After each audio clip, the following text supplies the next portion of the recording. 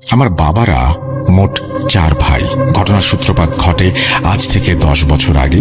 এশার আজানের আগে আগে আমার মেজো চাচার বাসায় হঠাৎ একটি কুকুর প্রবেশ করে। কুকুরটি বাসার উঠোনে প্রবেশ করেই সোজা গোয়াল ঘরে ঢুকে পড়ে এবং গরুর খাবার নষ্ট করতে শুরু করে। এমন সময় গোয়াল ঘরে গরুদের শব্দ পেয়ে চাচা এবং আমি আমাদের ঘরের থেকে বেরিয়ে আসি এবং এসব দৃশ্য দেখতে পাই। এটা দেখা মাত্রই চাচা দৌড়ে গোয়াল ঘরের দিকে যান। এমন সময় সেই কুকুরটি দৌড়ে গোয়াল ঘরের দরজার ওখানে চলে আসে। সাথে সাথে চাচা দরজা চাপিয়ে ফেলেন। এভাবে কুকুরটা বেরিয়ে আসলে হয়তো কাউকে কামড় দিতে পারে।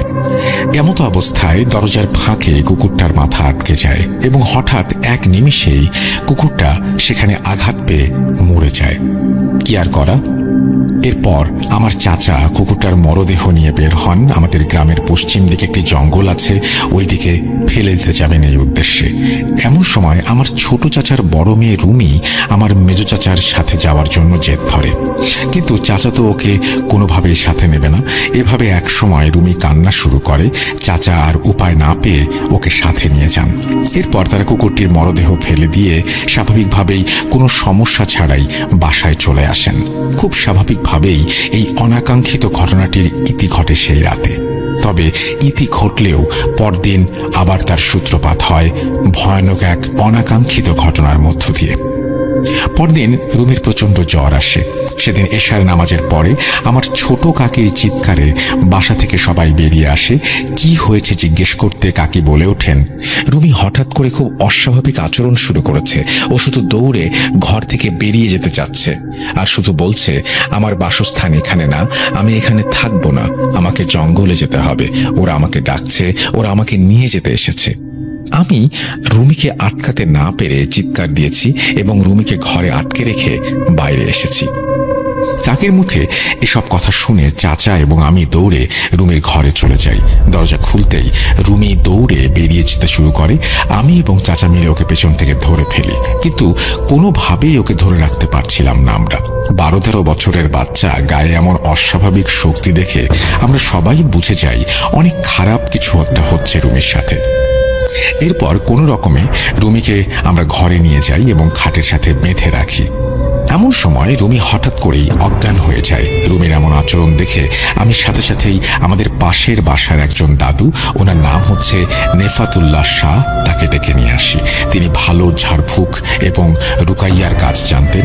নেফাতুল্লাহ দাদুকে নিয়ে আমি রুমির ঘরে প্রবেশ করতেই রুমির জ্ঞান ফিরে আসে। দাদুকে দেখে রুমি তাচ্ছিল্যের হাসি হাসতে শুরু করে এবং ভারী গলায় বলতে শুরু করে, তোরা ওকে নিয়ে এসেছিস, ও আমাদের কি করবে?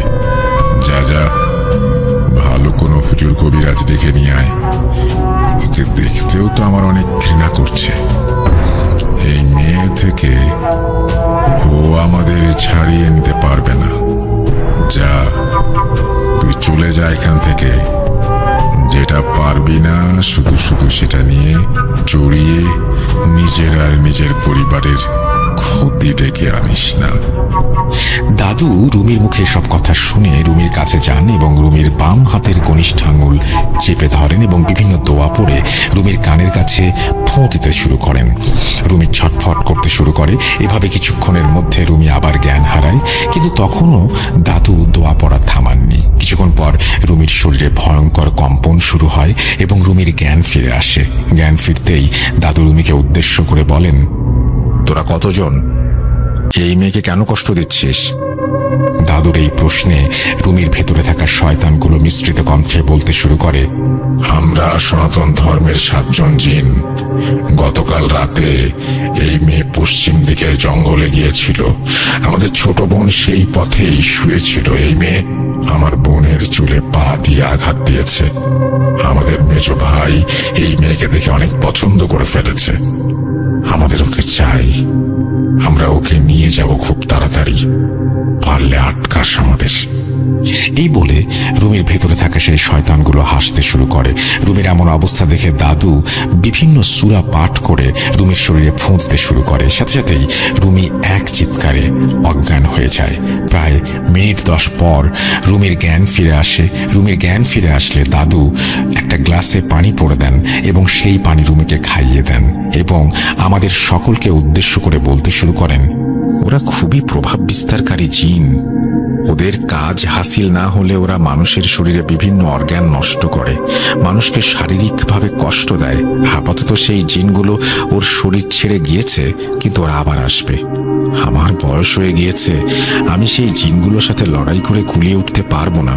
তোমরা অন্য কোনো ভালো হুজুর কবিরাজের খোঁজ করো। আমি একটা তাবিজ দিচ্ছি, কিছুক্ষণ পর রুমির গলায় পরিয়ে দিও। এই বলে দাদু আমাদের বাসা থেকে বিদায় নেন। কিছুক্ষণ পর দাদু কল করলে আমি দাদুর বাসায় গিয়ে তাবিজটি নিয়ে আসি এবং রুমির গলায় পরিয়ে দেই। দাদুর চিকিৎসার পর রুমি একদম স্বাভাবিক হয়। পরদিন থেকে আমরা ভালো হুজুর এবং কবিরাজের খোঁজ করতে শুরু করি।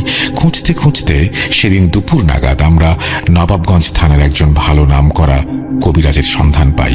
কবিরাজের খোঁজ পাওয়ার সাথে সাথেই রুমিকে চাচা এবং চাচি সেই কবিরাজের কাছে নিয়ে যান।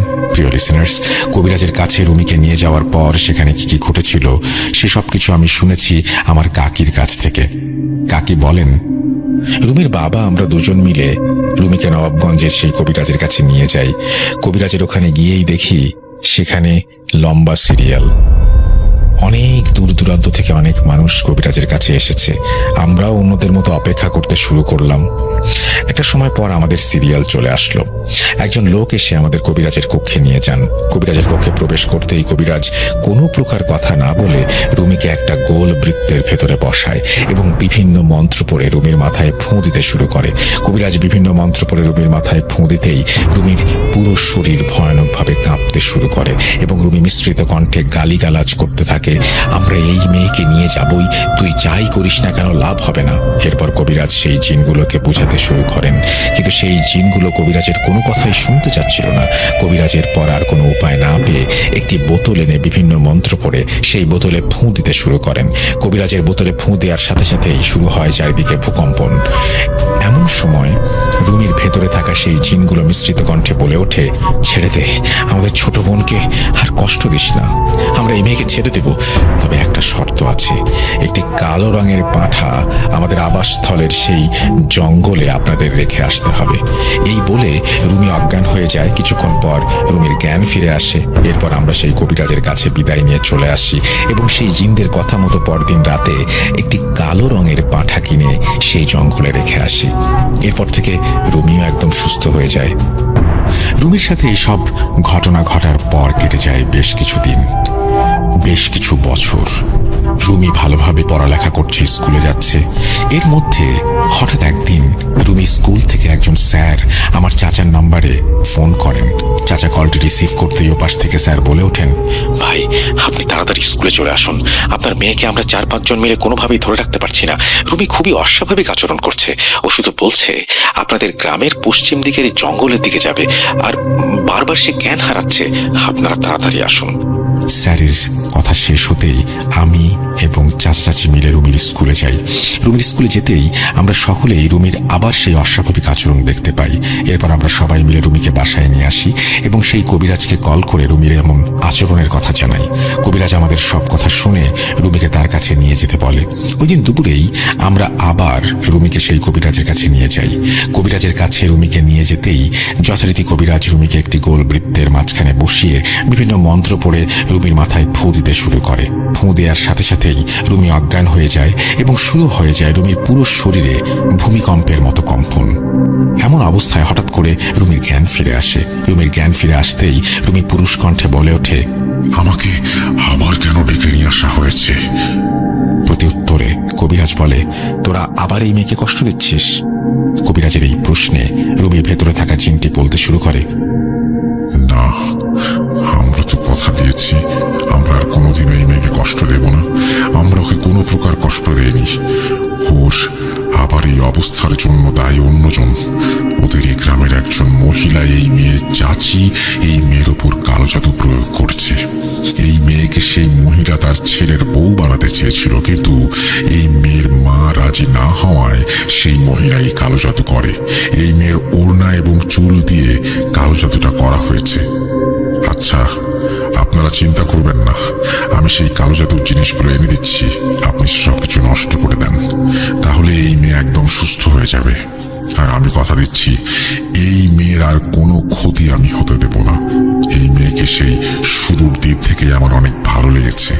আমি দূর থেকে সব সময় এই মেয়েকে বিভিন্ন বিপদ থেকে সাহায্য করব। এই বলে রুমি আবার অজ্ঞান হয়ে যায়। এরপর কবিরাজ রুমির পুরো শরীরে বিভিন্ন মন্ত্র পড়ে ফুঁ দেন এবং বাসায় চলে যেতে বলেন আমাদের। কবিরাজের কথা মতো আমরা রুমিকে নিয়ে বাসায় চলে আসি। বাসায় আসার কিছুক্ষণ পর রুমির জ্ঞান ফিরে আসে। জ্ঞান ফিরতেই একদম স্বাভাবিক আচরণ শুরু করে সে। আমরা সকলেই বুঝে যাই রুমির উপর থেকে সকল বিপদ কেটে গেছে। এসব ঘটনার পর থেকে এখন পর্যন্ত রুমির সাথে আর কোনো অস্বাভাবিক ঘটনা ঘটেনি।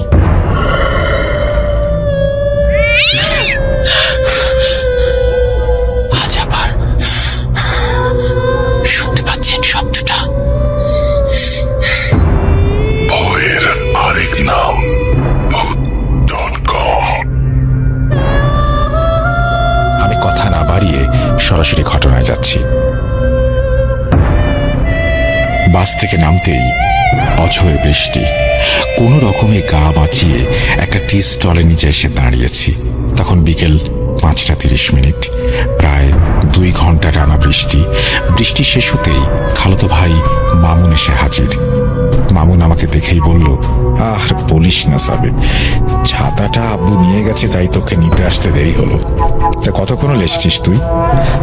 এই তো ঘন্টা 2 হলো ভাইয়া। তারপর দুজন কুশল বিনিময় করে রওনা দিলাম ওদের বাড়ির উদ্দেশ্যে। মামুন আমার খালাতো ভাই। আমি চাকরি সূত্রে ঢাকায় থাকি, তবে গ্রামের বাড়িতে গেলেই মামুন ভাইদের বাড়িতে যাই। মামুন ভাই আমার থেকে 1 বছরের বড়। বন্ধুর মতো 2 ভাই আমরা, তাই ওকে তুই বলে সম্বোধন করি। সন্ধ্যা নেমেছে। কুয়াশার কারণে চারিদিকে আরো অন্ধকার হয়ে এসেছে। 2টো সিগারেট ধরিয়ে হাঁটা শুরু করলাম 2 ভাই।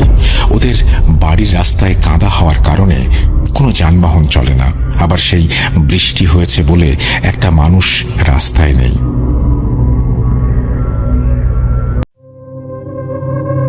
প্রায় 3 কিলোমিটার রাস্তা হেঁটে পাড়ি দেওয়ার পর মামুন ভাইদের বাড়ি। সরু রাস্তা ধরে কিছু দূর যেতেই রাস্তার পাশেই সোনাই নদী। নদীর পাড়ে একটা শ্মশান ঘাট আর এক পাশে একটা কবরস্থান। আমরা 2 ভাই গল্প করতে করতে যাচ্ছি। হঠাৎ কবরস্থানের দিকে আমার চোখ পড়ল। দেখলাম কবরস্থানে একটা কুপি বাতি আর কিছু মানুষ। মামুন ভাই বলল, কে যেন মারা গেছে, তাকে কবর দেওয়ার জন্য নিয়ে আসা হয়েছে, তবে বৃষ্টির কারণে কিছুটা বিলম্ব হয়েছে। আমি আবার কবরস্থানের দিকে তাকাতেই আমার কোনো এক অজানা কারণে গা শিউরে ওঠে। আমি পাশ ফিরে মামুন ভাইকে ডাকি, ভাইয়া, হাই ভাইয়া। মামুন ভাই কোনো উত্তর দিল না। আমি ওর হাত টান দিয়ে ধরে বললাম, দ্রুত চল, আমার কেমন যেন ভয় ভয় লাগছে। খেয়াল করলাম ওর যে হাতটা আমি ধরেছি সেটা প্রচন্ড ঠান্ডা। মোবাইলের ফ্ল্যাশ লাইট জ্বালিয়ে ওর মুখের দিকে ধরতেই আমি যা দেখলাম তা দেখে